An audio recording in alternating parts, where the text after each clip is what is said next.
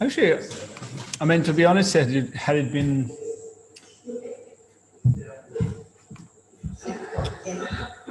what was that? Oh, that's great. had the weather been nicer, I would know. I could have continued. Probably need to, I don't know whether that's a priority or a form, because it'll back up down and come around. Yeah, tennis looks like doesn't it?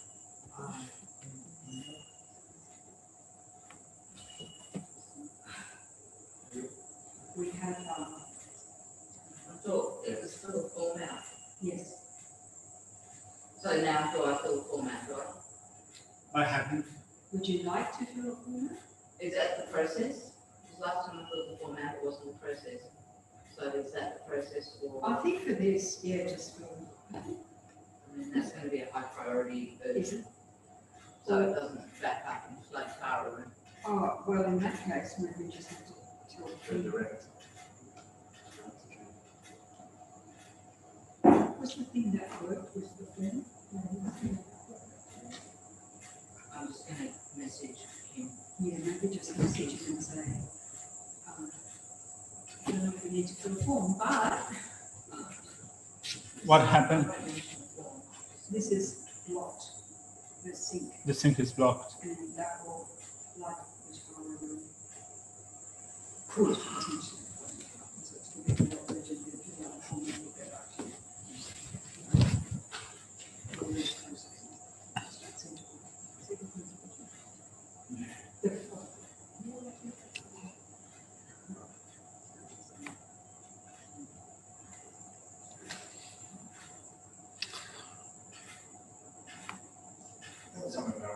Heart suture when you're ready. Yeah. The plumbing.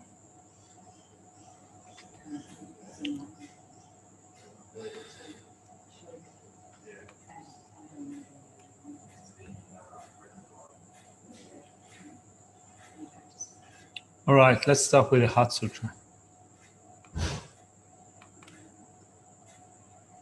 I prostrate to the Arya Triple Gem, thus did I hear it one time, the Bhagavan was observed, and contributing breaking minds in a great community of Bodhisattvas. At that time, the Bhagavan was observed in concentration and fine perception. Also at that time, the Bodhisattva Mahasatva Arya Avalokiteshvara stood upon the very practice of the found perfection of wisdom, and beheld those five aggregates also as empty of inherent nature. Then, through the power of the Buddha, the Venerable Shariputra said this to the Venerable Arya Avalokiteshvara: how should any son of the lineage strain who wishes to practice the activity of the profound perfection of wisdom? He said that in Bodhisattva Mahasatva Arya Avalokiteshvara said this to the Venerable Shariputra. Shariputra, any son of the lineage or daughter of the lineage who wishes to practice the activity of the profound perfection of wisdom. And this correctly and repeatedly beholding those five aggregates also as empty of inherent nature. Form is empty, emptiness is form, emptiness is not other than form, form is also not other than emptiness. In the same way, feeling, discrimination, composition factors, and consciousness are empty. Shariputra, likewise, all phenomena are emptiness without characteristic, unceased stainless, not without stain, not deficient, not fulfilled.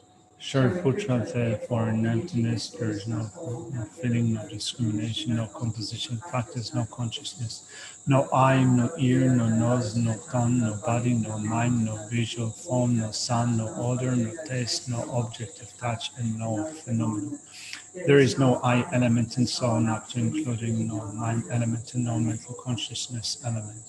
There is no ignorance, no extinction of ignorance, and so on up to including no aging and death, and no extinction of aging and death. Similarly, there is no suffering, origination, cessation, and path. There is no will, no attainment, and also no non-attainment. Shariputra, therefore, because there is no attainment, Bodhisattvas rely on the dwell in perfection of wisdom, without obscuration, without fear, having completely passed beyond error to reach the end point of Nibbana. All the Buddhas who dwell in the three times also manifestly completely awakened to unsurpassable perfect complete enlightenment in reliance on the perfection of wisdom. Therefore, the mantra of the perfection of wisdom, the mantra of great knowledge, the unsurpassable, the mantra equal to the unequal, the mantra that thoroughly pacifies all suffering should be known as the truth, since it is not false. The mantra of the perfection of wisdom is declared. Tata Om Gate Gate Paragate Parasangate Bodhisattva. Shariputra, the Bodhisattva Mahasattva, to train in perfection of wisdom like that. And then the Bhagavad Gita goes from that concentration and commanding the Bodhisattva Mahasattva are well said, something it is like that, it is like that. One should practice to find perfection of wisdom, just as you have indicated, even if it's articles and teachers.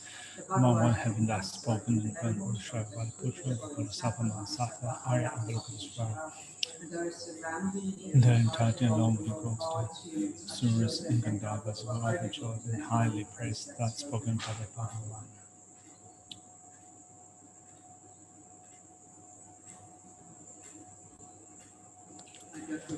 Until I'm enlightened to the Buddha, the Dharma, the highest ascended. But accumulations I collect through practice and truths to my and Buddha to be able to benefit all sentient beings. I go for refuge until I'm enlightened to the Buddha, the Dharma, the highest ascended. But the accumulations I gather through practice and generosity might become all sentient beings. I go for refuge until I'm enlightened to the Buddha, the Dharma, the highest ascended. By the accumulations I collect by night and the state of the Buddha to be able to benefit all sentient beings.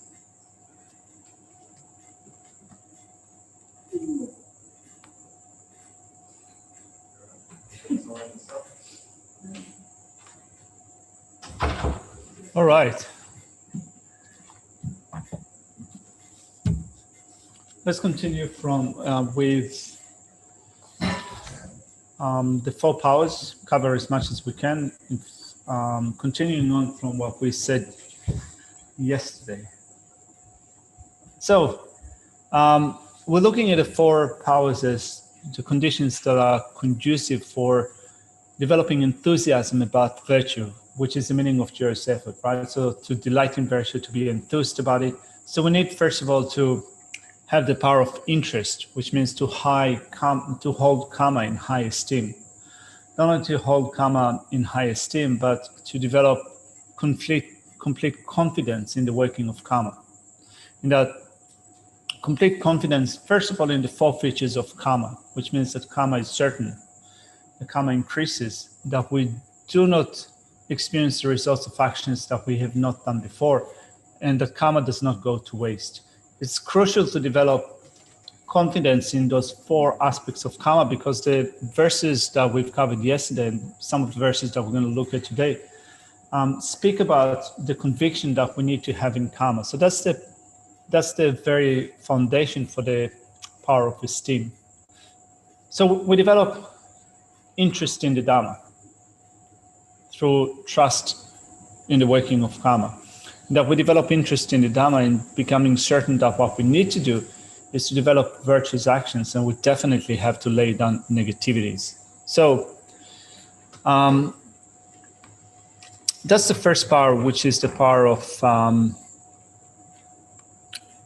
interest, the power of esteem is how it is called here in this outline. So we spoke about discarding wrongdoings, adopting qualities, or adopting positive actions, virtuous actions. And point C, and I think that this is where we left off yesterday in the Chut, examining the list of things to do and not to do.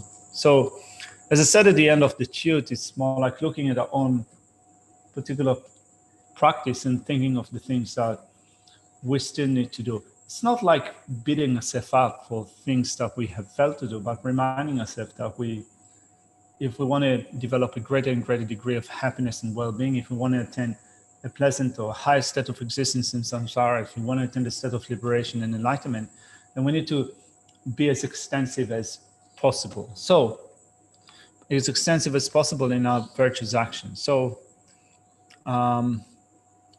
let's try to find, just a second.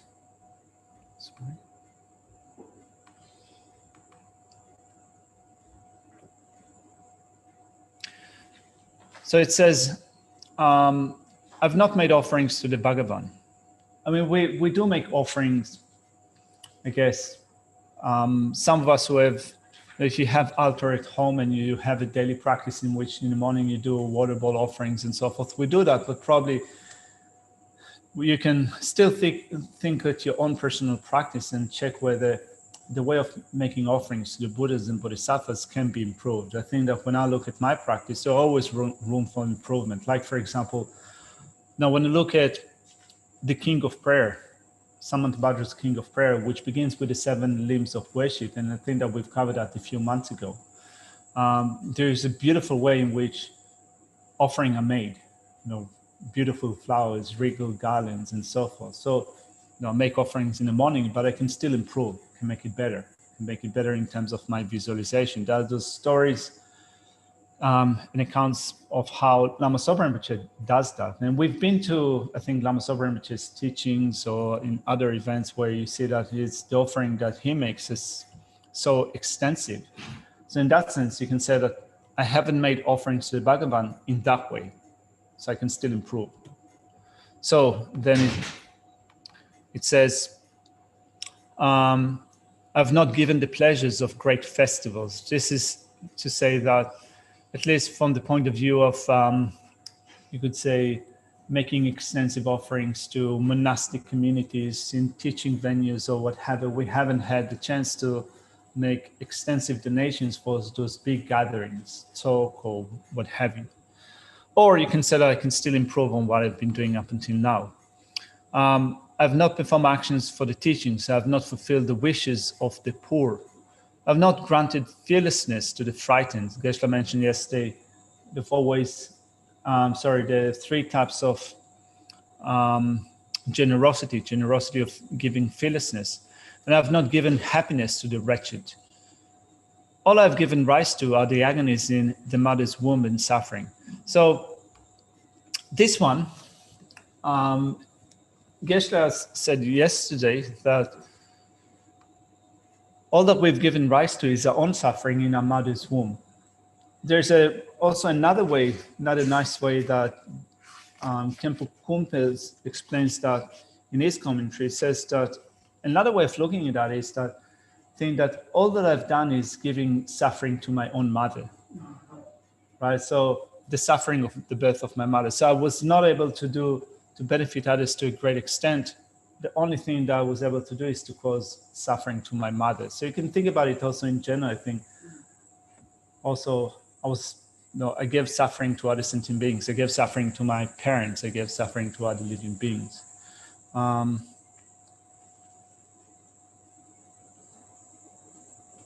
It says, his only accomplishment in page 246 in this commentary, his only accomplishment has been the pain he caused his mother when she carried him in her womb and when she gave birth to him, at which point both she and he almost died of pain. He has utterly failed to achieve the potential of the human life that he has obtained, endowed with freedoms and advantages. So I think that probably both, thinking about it in both ways, how we're causing pain to others, to our mother and ourselves, but also how we ourselves also experience the suffering of birth, sickness, aging, and death. And if we only do that and not fulfill this life's potential, this human body's potential, that is what Shantideva is speaking of. So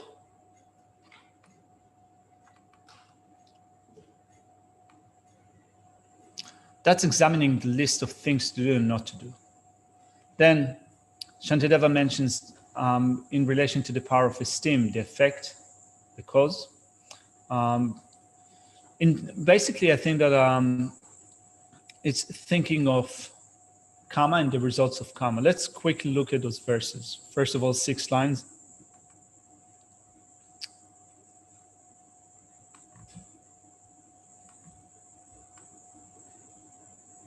In the past and even now, such deprivation are arising because of my lack of interest in the Dhamma. Who would reject this interest in the Dhamma? The Muni himself said that interest is the root of every class of virtue.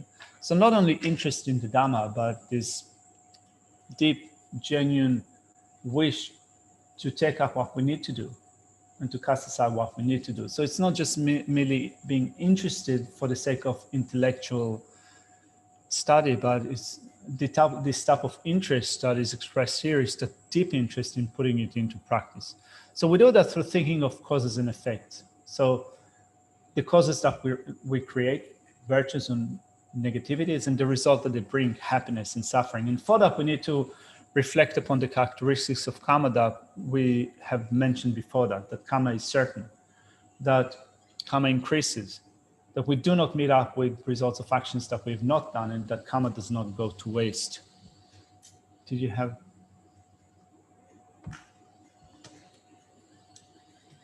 So I just find this point here that aspiration in verse 40, and I'm reading from Stephen Batchelor's that aspiration is the root of every facet of virtue. Mm. And you know, like today when Geshe was talking about, and I sort of brought up that point with virtuous activity, that we really shouldn't commence anything that we can't finish or that we can't maintain. And you know, I brought up my water bottle example, and you know, which I have got set up there because I've got the space for it and I've got the aspiration for it. And I mean, I'd love to be able to do it every day. It just doesn't happen every day. I'd love to do it, you know.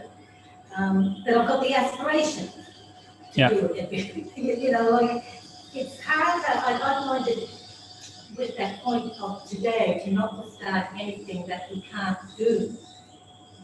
That you know, it's good to have the. They say that virtue always comes from aspiration. So. Where do you sort of draw the line between aspiration, aspiring, and engaging? You know, like with my water bowl analogy. Mm. So I not have the water bowls out. Should only have them out. I'm going to do it. You know, like. So first of all, with respect to the word aspiration, in Tibetan the word is dunpa.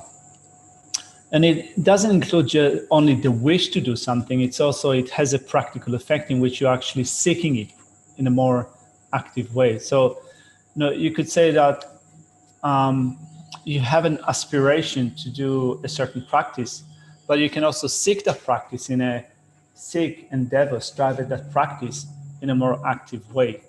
So that's just a kind of a point on that we can think of with respect to having interest in the Dhamma, having keen interest in the Dhamma, having aspiration towards the Dhamma. So it's not just kind of hoping that one day we'll be able to do it well, but it is taking it on a practical level and kind of, I think that a practice becomes more an interested practice. We do that because we're seeking to create positive actions, and we do that because we're interested in avoiding negative actions. So we'll get to the power of steadfastness, but I think that when Shantideva says that we should check what we're doing and we shouldn't undertake things without consideration, I think that you don't have to be too strict about your understanding of that point, because you take up a certain spiritual practice, like for example, you take up a practice of calm abiding, let's say, or certain practice of concentration, and you think that this is something that I'm going to integrate into my practice every day. So inevitably, there will be days in which, for example, you wake up in the morning and you have to rush to the dentist, you have to rush to see the doctor, you have to go and to do something else. So you wouldn't be able to do it in the way that you aspired to do that before, that you've committed to do it before. But apart from that, apart from those days in which you're not going to be able to do that, or as Geshe said today, said that sometimes also more important things come up where you have to then make decisions that you're not going to be able to do water bowls offering or to practice 3 hours in the morning because you have, I don't know, teaching with Lama Zopa Rinpoche, and everyone goes to teaching in the morning. So you have to basically decide to give yourself the freedom to choose things that are kind of more important. So it doesn't mean then that you're necessarily breaking your commitment. No, so that the interpretation of that, I think, shouldn't be so strict. I think in general, when you look at what Shantideva means here, and particularly when I think that when sometimes you see the approach of some people when they approach the Dharma, I've been like that before when I haven't had a good understanding of the Dharma. So kind of if you take up something, you think that this is what I'm going to do, this is really important, then you do it. Then something else comes up and you think that that's really important. So maybe I should go and do that. So you said, you stop what you're doing before and you go and do something else. And then another teacher comes and you get really inspired and you think that, oh, this is what I need to be doing. So kind of you think you throw that away and then you go do something else. So for example, I have a few examples at the tip of my fingers and I'm not going to kind of mention names, just to illustrate this, this attitude. So for example, we had, when we studied before Madhyamika, which is so rare, finding the conditions to study that is so difficult. Then, people decided in the middle of the course to just stop studying and then going for 2 months and do something else. Yeah. Or, studying, for example, this module or this text, and then halfway through deciding that actually maybe I should go and do something else. Maybe I should go and do this person's teaching or the other person's teaching. I found actually this teacher to be really inspiring. So, he's giving now 3 weeks of teaching. So I should set aside Shantideva's Guide to Bodhisattva Way of Life and I should go and listen to other teachings. So this kind of approach where the things that compete for our attention.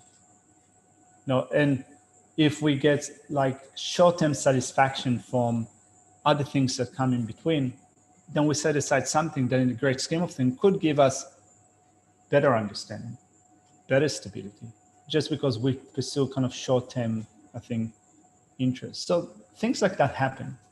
I'm not kind of, I'm trying not to be critical, but it's more like pointing it at ourselves. I'm just trying to work out how she could up these water bottles. Well, I think I should be doing them more than what I'm doing it. Well, the thing is that kind of, you have a certain, when you take up a certain practice, I think that this is what Shantideva mentions in the power of stability. When you take up a certain practice, you can say that for this duration, I'm going to stick with that practice. Yeah. I'm going to stick with that practice until I develop these qualities. I'm going to stick with this practice until I finish the retreat. I'm going to stick with that practice until the next stage will come up. So it doesn't necessarily have to be for the rest of your life. Could be. Yeah. I guess it's always good to put an end to the date on it. Chugida, was there? There was. It's gone. It's gone. All right. Well, I guess we spoke about in the discussion group a few things, but one of them was like the Bodhisattva retreat, the 3-month Bodhisattva retreat. And in some ways, because people have the conditions to do that, and there were many times in that time when so many things came up that unexpectedly, and even things expectedly, and you're just like, oh my gosh, that the sense of achievement when you get through at the other side, you can say, okay, that was 3 months. It was a sort of, for the mind, an achievable amount of time.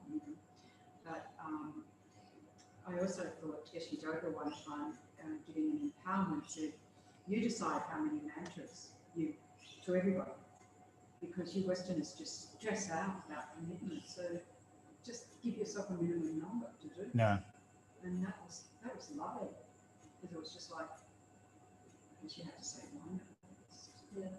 But most people, well, what most people did, but it's sort of giving you the freedom rather than you've got to do this many, and then you go into anxiety that, do it like before waterfalls.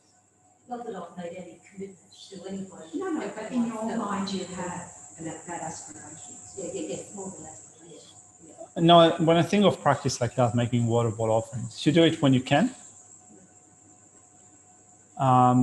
And when you have other things that are more important or other things just come in between, then just cut yourself some slack. Yeah. You know, don't beat yourself up. That was a really nice point they made, that if the other activities are more virtuous, Yeah. then the no-brainer really. But if it's less virtuous, then that's also a no-brainer too. But not to beat yourself up about it. Yeah. And the thing is that also, when you take up a certain practice and this practice is a long-term practice, like for example, if you're going to do a 3 months Bodhisattva retreat, or you decide to go on a 1 year retreat, or you decide that for the next 5 years, I'm going to meditate every day for 1.5 hours on calm abiding, or every day 1.5 hours on compassion. You can make those promises to yourself. When such practices are taking, when you set those goals for a longer time, it's likely that you will encounter periods in which you lose momentum. You lose your inspiration, you don't feel like doing the practice. So this is why this part is really important. You need first of all to reaffirm almost daily or weekly your steadfastness. Yeah, I was going to say at least daily. Sorry? Personally, at least daily. Yeah, at least daily. Every 5 minutes. I mean, it's so easy to lose momentum, isn't it? You find yourself in the middle of a retreat and you think to yourself, I don't know why I'm doing it. Yeah. Sorry? Isn't that sort of hard to keep in the sense that these things are going to come up because we're working to subdue our minds. It's not like the mind is like capitulate. Yeah, we're working on subduing our mind. Into virtue, a lot more virtue. There's going to be pushback to the mind like that. Yeah. And I think There's going to be pushback from the mind, there's going to be illness, there's going to be lots of things, right? I think this is where Jacob was saying every day it's probably just take a little bit of time to reflect that while we're doing this. And the question I was going to ask you before I actually get scheduled or you, I can't remember, talked about it yesterday where very similar where the thing that strengthens emptiness is our spell that we sort of confirming that it's an emptiness spell. It seems like this our interest into the Dharma and grow that become more sure that causing impact are actually valid. For me, it feels like because my interest is not as strong as it could be, it's because I don't have a deeper sense that, I'm 100% becomes real and stuff. So I'm just going to repeat it for the people at home that might not have heard you. So you said that, it is, I'm just summarizing it. So you said that it's important also to keep on that virtuous mind and taking into consideration that the mind is going to try to push back because it's not used to being virtuous, then it will try to put up resistance. So it might come up with different arguments or different ideas or different reasons why you should go and do something else or why you should not do this. So it will resist. So you have to reaffirm to yourself what you're doing it. As Trikula said, you need to do it daily. Then also Jason said that in relation to a point that came up in yesterday's teaching, that some people, I think it was yesterday or maybe other sets of teaching, but some people tend to take emptiness as being completely nihilistic. So they think that if phenomena are empty of inherent existence, it means that they do not exist at all, and likewise karma does not exist, so it doesn't really matter what you do.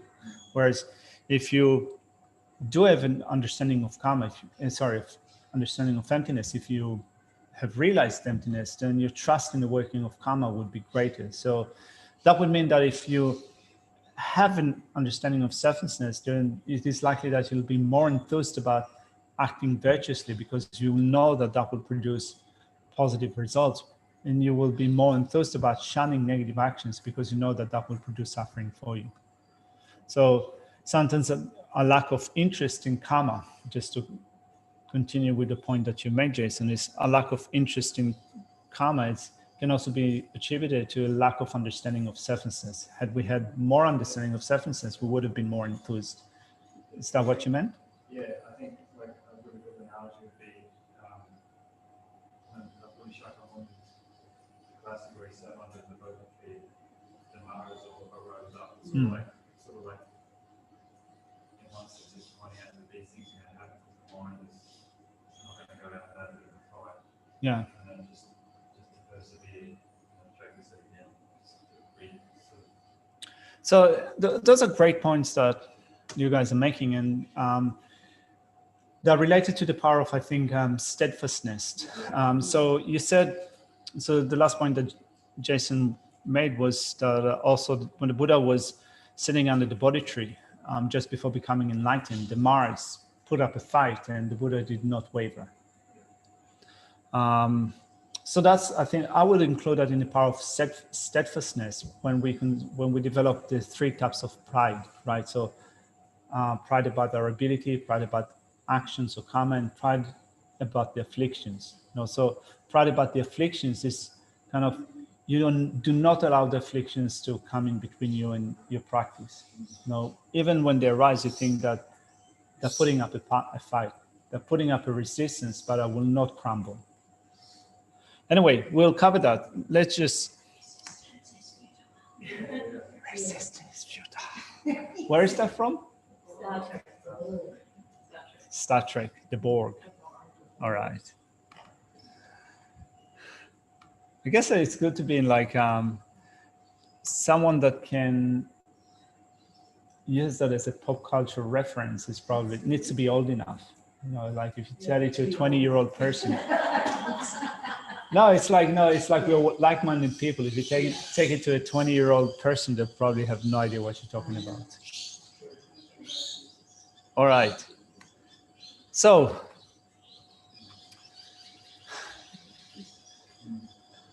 the cause of esteem, I think that is quite straightforward. Reflecting on mixed karma and its effect, reflecting solely on karma and its white karma and its effect, and reflecting on black karma and its effect.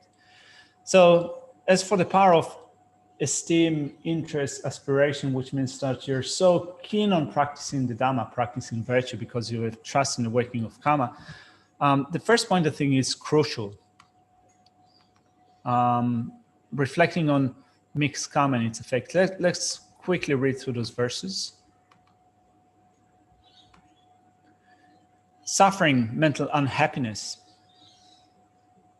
the various kinds of fear, as well as separation from what is desired, will arise from negative deeds, right? So karma is certain.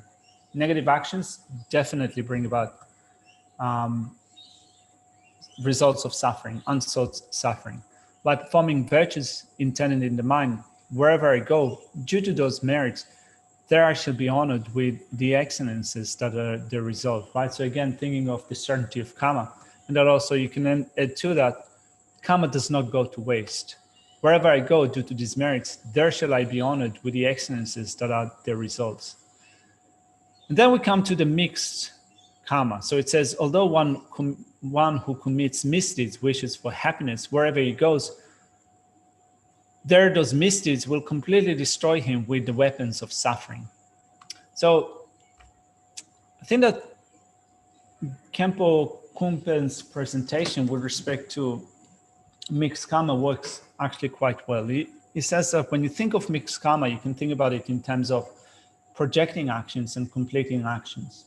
And we have 4 possibilities between the two: completing actions and projecting actions. In that projecting action, projects a certain rebirth in samsara. So you have a positive projecting action, projecting a high status rebirth, or negative non-virtuous projecting karma, which projects a miserable rebirth in samsara.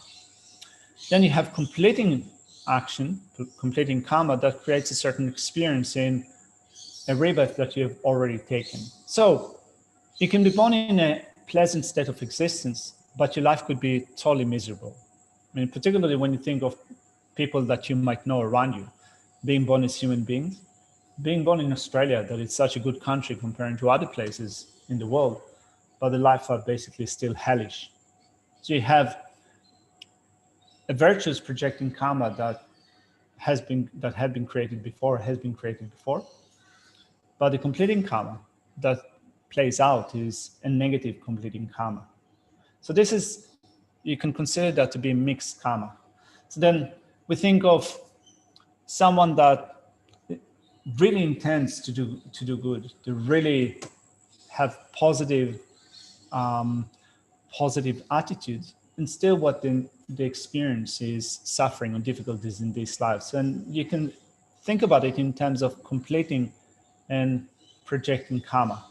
So if karma is definite and we do not experience the results of actions that we have not done, when we experience completing karma, we're experiencing results of actions that we have done likely either in earlier part of our life or in previous lifetimes. So currently our attitude might be a positive attitude, and yet when we experience problems and suffering, this is a result of negative actions that we've done before.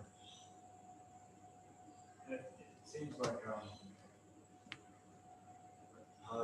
part of a retreat is to sometimes bring up these sort of things, like to speed up the right thing. There's unpleasant as it might be for us. Yeah. To convert those seeds or those projecting karma to visualize the future of something. Yeah, there's a statement that came up in teachings before. I think it was with Geshe Jaman and Geshe Tseering. I think it was mentioned a few times that sometimes when you deliberately try to do something positive, when you're trying to practice well, when you go on retreats, when you take up a spiritual practice, it seems that you encounter more and more difficulties, more obstacles, you have more problems, and you should be happy about it. So it's a practice of mind training, because it seems that the implication is that because of your virtuous actions, conditions that could have resulted in ways that are much harsher, much more difficult, are now ripening up. So you're experiencing difficulties, but it's much better to experience them now rather than in miserable states of existence or in situations that could be much more difficult. What about resulting karma? Resulting karma. It's completion. He's using the word completing. So you would consider that completing karma, resulting karma similar? I'm not familiar with the term resulting karma. Resulting I karma. think it's the same. Yeah. So where do you get the term resulting karma? That I showed you on the links. Okay. And the way they described it is that projecting karma. Well, I guess you have projecting karma, and that's quite young karma. And then at the end you have the completing karma, which is like the 10th link or 9th link, which is becoming. Yeah? Well, Projecting karma is about the second link. yeah, but here the terms are different. So when I speak about completing, so within the presentation of the 12 links, you have projecting karmas and then actualizing karma. So the term that is used is different to completing karma. Then you have projected result and actualized result. Projected result, which is the second link, and the actualized. Yeah. So the term is different to completing karma. Well, the resulting karma was sort of like colouring in the pictures. It's coloring in the pictures. Like colouring in the picture, like it is similar to what you're. Yeah, so it seems like kind of if you say resulting karma is like coloring in the picture, it does sound like completing karma. It is like completing karma, and it could be based on like past habituations, and it's like it could be like mixed karma, because it could be from a number of links that are manifesting. Well, the 12 links of the event arising don't deal directly with completing karma.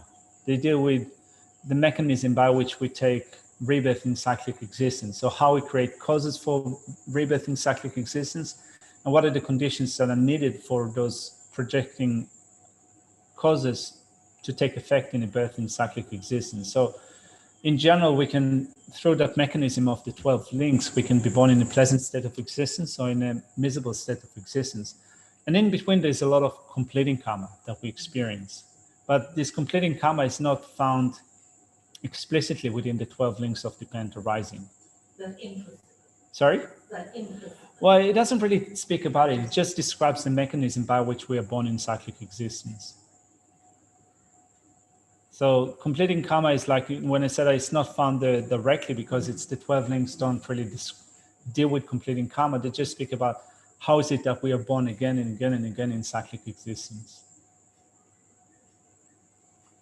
Now, so once you're born, then other types of karma come in, like completing karma, or you have then other classification of karma that is experienced in this very lifetime, or karma that will be experienced in the next lifetime, the immediate, or karma that will be experienced in a few lifetimes in the future.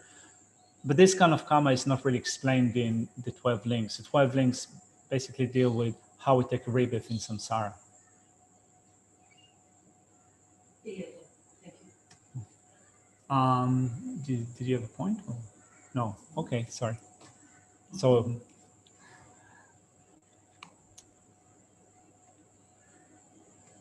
yeah. All right. So I think that we have a rough idea, I think, about what the power of esteem is. Having absolute confidence in the working of karma. And also, I think that when you think about it in terms of joyous effort, when you think of how your absolute conviction in the working of karma would be related to developing joyous effort, is that thinking that I have to do it because that contributes to my happiness.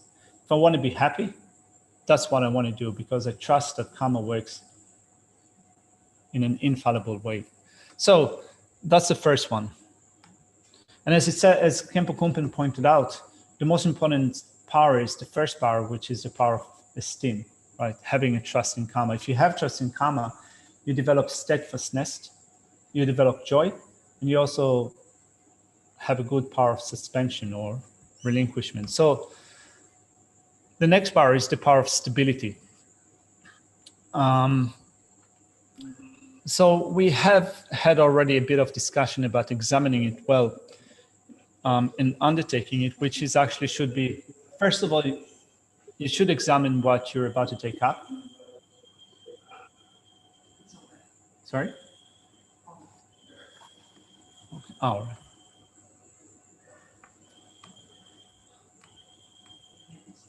So first of all, examining well what we're about to take up and deciding whether we're able to do it or not, which means that to begin with, in order to do a serious practice, spiritual practice, we need to have a plan. Plan needs to be informed, right? So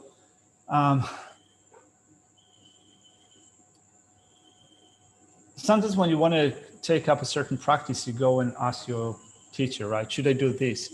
Is it good for me to go on retreat? Is it good to do this practice or the other practice? Can you give me a practice to do? So all of these are good questions, but I think that here what Shantideva is saying that check it out for yourself. So become self-reliant in that. First of all, find out what you need to do in your practice. For that, you need to have a really broad understanding of the steps of the path of enlightenment.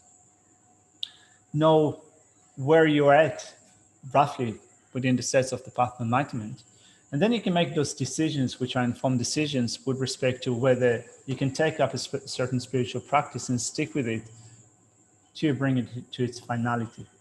And Geshe said today quite nicely that the same principle applies to vows, and particularly when you think of how often the lay vow is given, it is said that if you can think, often an advice that is given, and think well about what you can commit to from this time on and for the rest of your life. And if you find that you cannot commit to that, don't take it. Right? So if you think that I'm not going to be able to quit drinking for the rest of my life, don't commit to that for the time being. If you think that you're going to break it, don't make that promise. Make the promise only if you think that you can do it. And of course, it doesn't mean that it's not going to be hard. Sometimes if you know that it's hard and you can abstain from it, you get more merit. This is why sometimes they say that, for example, if your sex organs are dysfunctional, you don't have a basis for seeking ordination, because if your sex organs are not working well, you don't have a basis for guarding your vow. So it means that in order to guard your vow, there needs to be some difficulty. Otherwise, what's the point of guarding the vow if it's not if it's something that you would do automatically, so to speak. So you make a commitment, you know that it's not always going to be easy, but you're sure about your ability to guard the vow that you have. So in the same thing, you should assess and examine whatever practice you're going to take up and know that it's going to be hard, but still take it up only if you know that you're going to be able to do it. So for example, if you think that, and I've seen it before with a couple of people, if you think that you can be just like Lama Zopa Rinpoche right from now, where, for example, you can not sleep. Right? There are stories about Lama Zopa Rinpoche not sleeping. So if you think that you're going to do it, you're going to be able to do it right from now, it is likely that you're going to fail, and this I'm going to fail. So don't take up things that are not realistic. So that's the first one.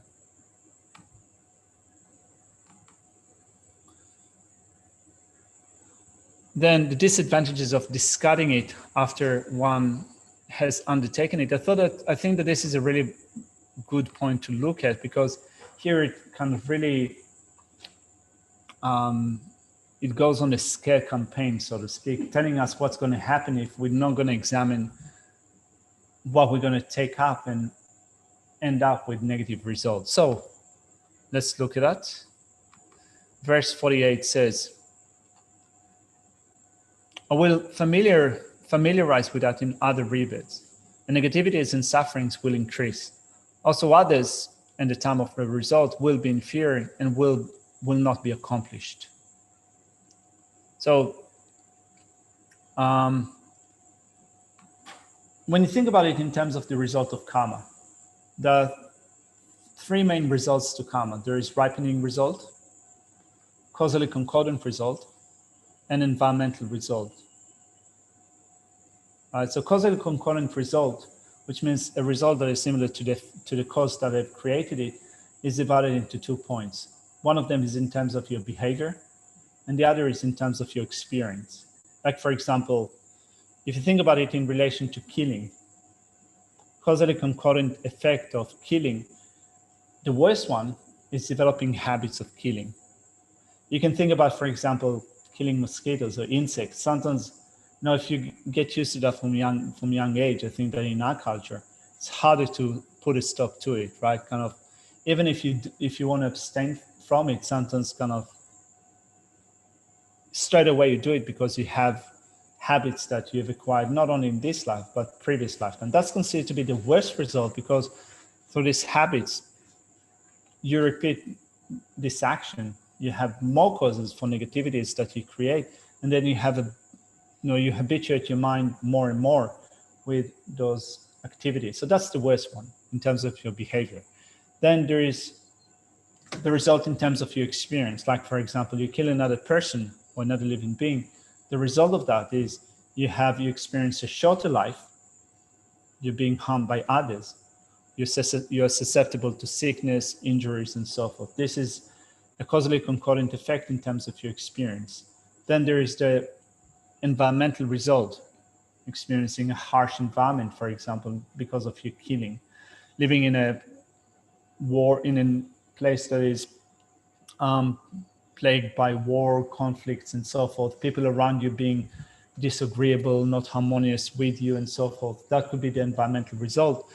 And the ripening result of killing could be a really miserable state of existence, like in the hells, particularly or specifically in relation to the strength of the action, right? So the different things that determine the weight of an action, the weighty one can lead to a hellish state of existence. So what are the results of making pledges or promises in a practice and not keeping up with those promises? Living a practice is half done or partly done. So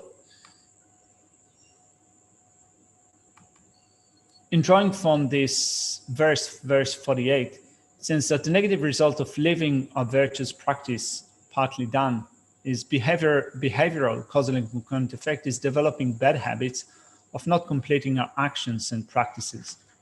So again, sometimes you come across Dhamma friends other people in your center and your group and so forth that have the tendency of taking up practices and not finishing them off. So you can think something like that can happen to me, or maybe it actually has already happened to me. Either I'm losing momentum, I'm about to stop doing a certain promise, certain practice I committed myself to do, that's creating a habit. I should abstain from that. Then experiential causally concurrent effect is increased in suffering. The ripening effect is increased in suffering as well. And also at the time of harvesting, the result of what we did, the effect will be meager or the effect will be weaker. So you can say that also that's an effect of maturation. So suppose that you go, I think that this is quite straightforward. You kind of decide that you're going to go on a 3 months retreat to meditate on compassion. You decide also on the structure of the retreat. You decide that you're going to do 4 sessions a day. Halfway through the retreat, you become bored and you think that I'd rather go and do something else. Maybe I should go and do prostrations rather than do meditation on compassion. So first of all, you have created habit of setting up a certain goal, going to a retreat and not finishing it. That's bad. Then there's the result in terms of your experience, which will be more suffering in terms of you've committed yourself to do 3 months meditation on suffering. You did not live up to that commitment. So you can say that in some sense, it's a negative. You've created a negativity of not completing your promise. And then the ripening effect would be not only, again, of suffering, but also the result of your practice of compassion would be actually quite weak, particularly if you compare it to being able to do it for 3 months or with a greater commitment. So that's, I think, quite clear. Any questions, comments, annotations? It's very indicative of karma in the sense that karma is like cycling. Yeah. In the sense of collection of actions over and over again. So yeah, it seems pretty straightforward that if we create bad habits, create virtue, Yeah. we're just going to karma to create this cycle. It'll be more scary in the future life if I get reborn. Mm. I'm more likely to like real halfway through and not finish it. Karma or karma retreats and not finish it. Or change what I'm doing halfway through. You know, which reinforces the importance of the first power, which is the power of esteem, having the deep trust in karma. Because if you have just deep trust in karma and you look at the habits that you create in your practice, for example, not finishing practices or doing them half-heartedly or not being too concentrated or kind of deciding halfway through that you better do something else, you're creating imprints, you're creating habits, you're creating causally concordant results that will reinforce that behavior in this and future lifetimes.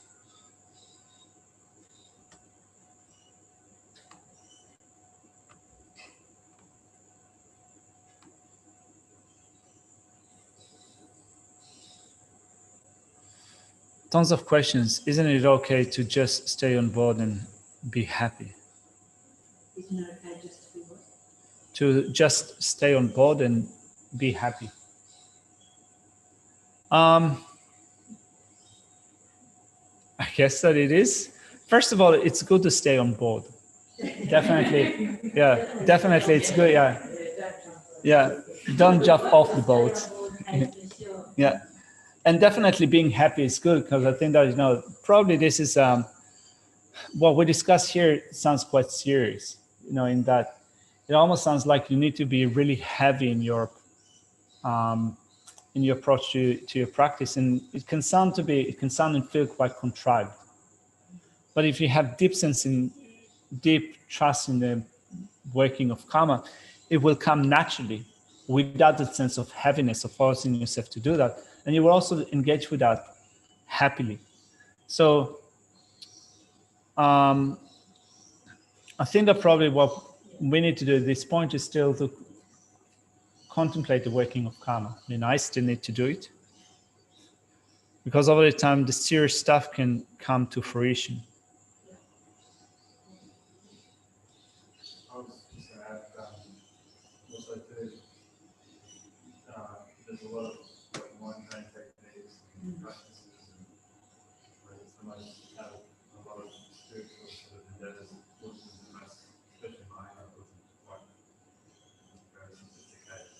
It's one of the things that sort of helps me a little bit anyway is just baby steps. You know. Like I think you were saying yesterday, just sort of growing practice, doing a bit more things, and then in that way it's not too overwhelming. And instead of stressing out and stuff like that, just straight off the bat, sort of work your way up. Yeah, kind of knowing. So Jason is saying that many instructions, mind training instructions, Mahayana mind training instructions, also trying to get a broad perspective over the steps of the path, and also to have an assessment of where you're at along the steps of the path and what would be your priority now in your practice. Could be actually quite well to work out a plan. Quite nice to work up a plan about, if you know roughly where you are along the steps of the path of the three scopes being, in the sense of what you should invest more time at the moment, then you can make like a rough plan for the next year, for the next 2 years, for the next 5 years or 10 years, and kind of slowly shift your focus as you continue with your practice. The sort of thing that Lama Zopa has given to people is like, for myself, like the first 3 months of the year, lower scope, second 3 months of the year, middle scope. Yeah. Or maybe it was more than that, 4 months. And then it was, More. Oh, Guru Devotion. Guru Devotion. Guru Devotion was 3 months, lower scope 3 months, middle scope 3 months. And then I think, it was only 1 month for high scope stuff, or Bodhisattva, 1 month on emptiness sort of thing. Yeah. So yeah. I mean, it's a great way to look at some of the stuff that we've been speaking of on and off in the last few years. So I'm just going to repeat that kind of an advice that you got from Lama Zopa Rinpoche, or that he gives in general, is to do 3 months on Guru Devotion, 3 months on the lowest scope, then when maybe 1 month, 3 months on the middle scope, maybe 1 month on body. 6 weeks compassion, 6 weeks Yeah, emptiness. 6 week compassion, 6 weeks on emptiness. It seems that when you think about it, the emphasis is pretty much on, first of all, the lower scope, and then the medium scope.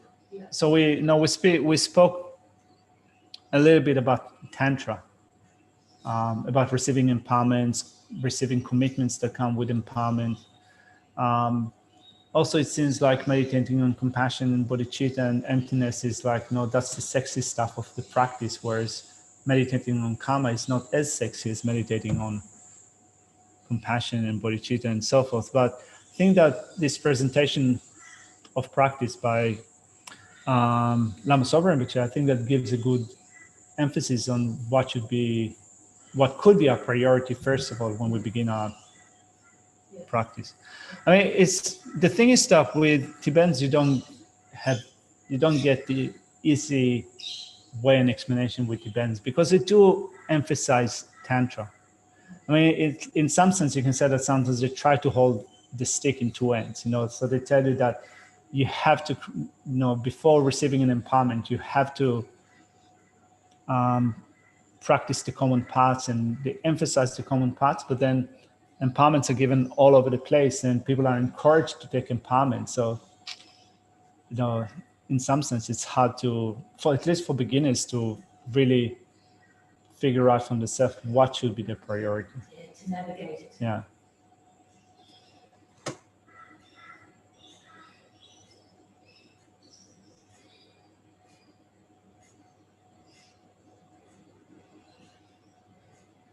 So Kate says she really have many opportunities to introduce Dharma, need as much advice as possible. Anything anyone can advise me is good. Think Lamrim. Looking kind of having a good overview of the steps of the path, and then an in-depth presentation of the steps of the path through the Lamrim Chem or other courses, and then trying to work out where you're at or what should be your priorities in your personal practice. I mean, as I said, I think that we had last week, we had a very nice Thursday evening where we had a conversation with the Sangha, right? Each one of us presented our path to ordination. And one of the things that I said was that when I was going for ordination, suddenly I started to doubt whether I was actually Buddhist, whether I trusted past and future lifetime, whether I trusted I can become liberated, whether I firmly believed in the working of karma, which for me just emphasized the fact that I haven't really contemplated well the sense of the path of the small scope. And also for me, then in the weeks before ordination, I tried to spend as much time as possible thinking of the small scope. So it's still work in progress, right? It's not that then having received ordination that I've passed beyond the small scope and now I need to focus on the other things. Still, I think on a personal level, I think I still need to strengthen the small scope and of course do the things from the middle and great scope. But in terms of where you're at with your practice, I think that you can work it out when you have a broader overview of the steps of the path of enlightenment. So our time is running out. Just one more thing that I wanted to mention with respect to what we've covered today. Let's look at that.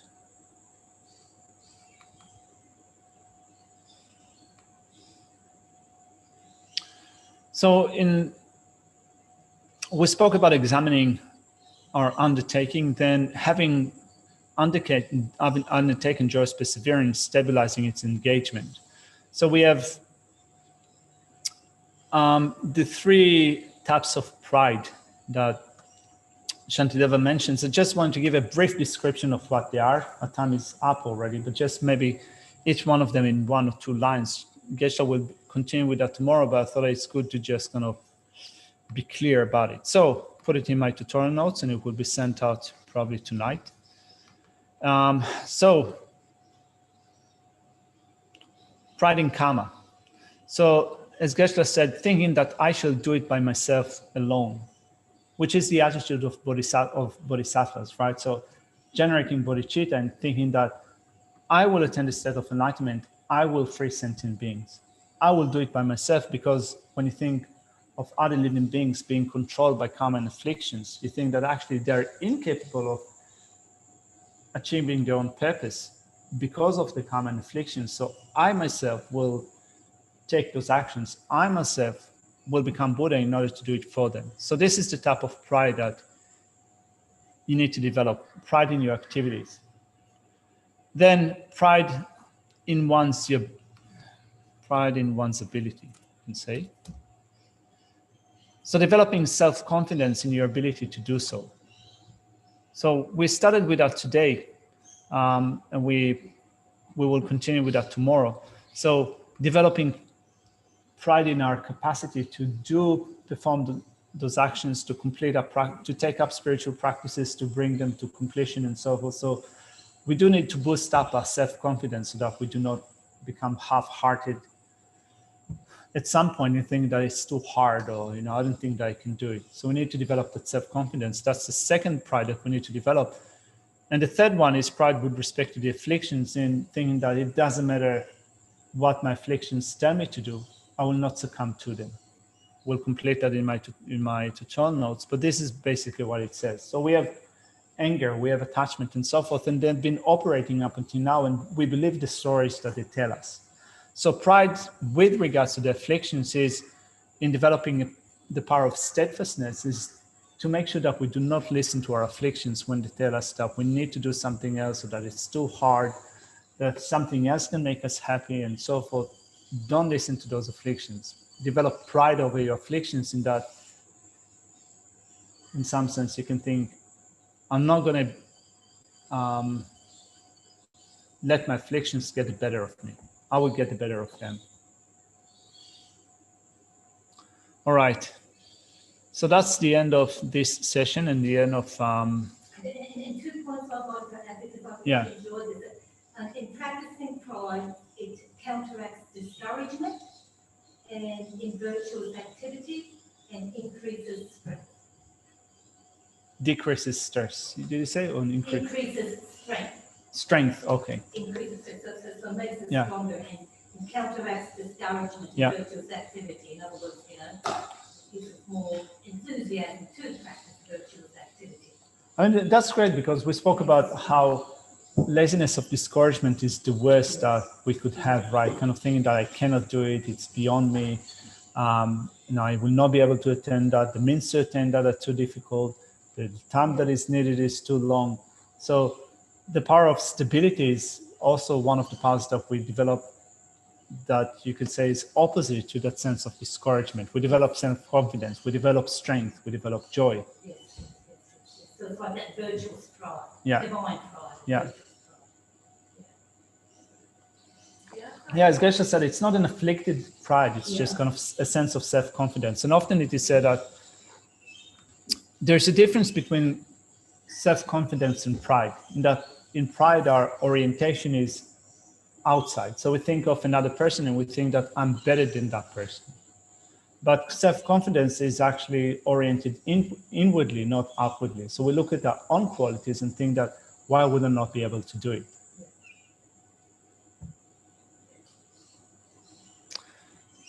All right. Thank you very much. Thank you very much for the broadcast and live. This is the last one. I think that you might want to unmute so some people can also unmute. Just in case anyone You want to be overwhelmed with praise. No, it's okay. I think that, well, to begin with, we haven't finished actually. We haven't finished. We haven't finished. So we will continue next year. Next year we'll, Geshe will hopefully tomorrow finish the 7th chapter. We'll probably do a run for your life. Sorry? Yeah. So it will finish it hopefully tomorrow. Then next year we're gonna, just the plan for next year is to study the chapter on meditation, which is a very long chapter. It has, I think, 180 or 90 verses. So this is what we're gonna do next year. And after that, we're gonna study minds and mental factors, awareness and knowers. So it's good. It's quite nice that in comparison with previous times that this topic was taught here, that we had a time to speak about the verses more at length, to think about them, hopefully to integrate them into a way of thinking. I enjoyed it. So thank you very much for giving me the opportunity. Thank you. Yeah, win-win situation. COVID-19 has really nailed it for us, hasn't it? Yeah. Certainly had a very big silver line. All right, so let's dedicate all that we've done today, this week, this module, and since the start of this year.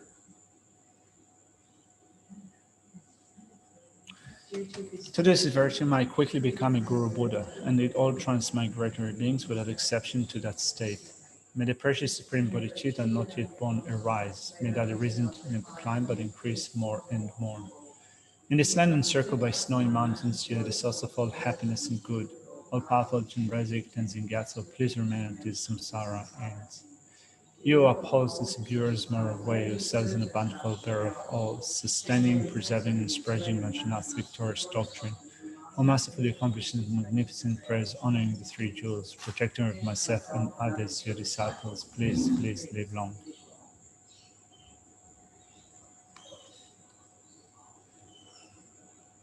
All right. Thank you very much, peeps. See you tomorrow.